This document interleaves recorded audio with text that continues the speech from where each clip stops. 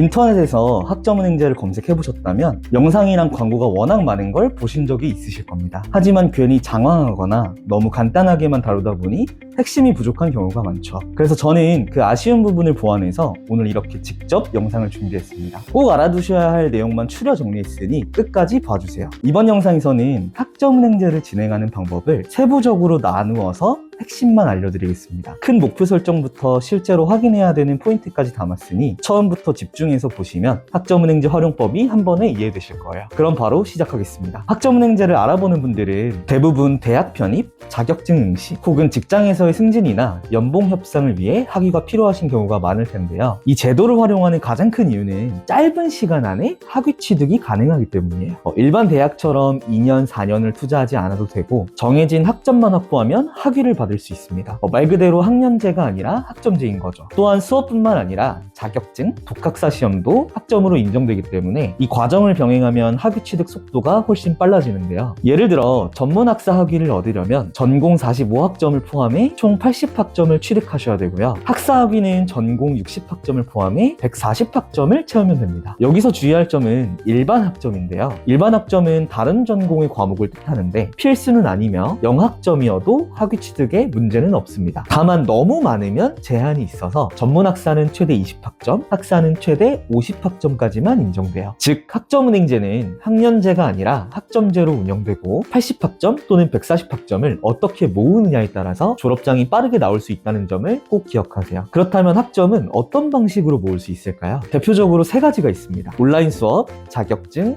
그리고 독학사인데요. 먼저 온라인 강의부터 보겠습니다. 한 과목당 15주 과정이고 3학점씩 인정되는데요. 단기간에 학위가 가능하다면 한 학기에 10과목, 20과목 들으면 되지 않나?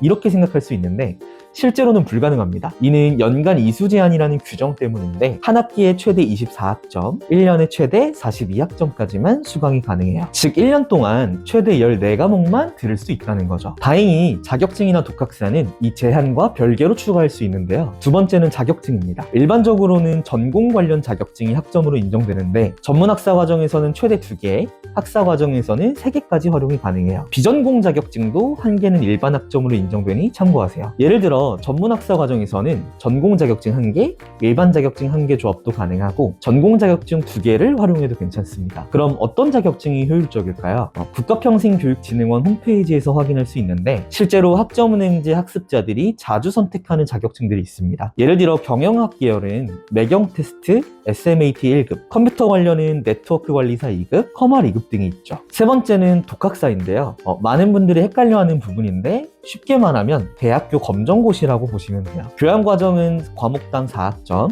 전공 과정은 과목당 5학점을 받을 수 있고 60점 이상만 넘기면 학점이 인정됩니다. 다만 이 역시 제한이 있어서 1단계 교양은 20학점까지, 2, 3단계 전공은 최대 30학점까지만 가져올 수 있어요. 그리고 마지막으로 중요한 게 전적대 학점인데요. 예를 들어 대학 중퇴자는 이수한 학점을 모두 가져올 수 있고 전문대 졸업자는 2년제는 80학점까지 가져올 수 있고요. 3년제는 120학점까지 인정을 받습니다. 하지만 4년제 졸업자는 학점을 그대로 가져올 수는 없고 대신 타전공 제도를 활용하면 전공 48학점만 채워서 다른 전공 학위를 받을 수 있어요. 또한 최소 18학점은 반드시 온라인 수업으로 들어야 한다는 점도 꼭 기억하세요.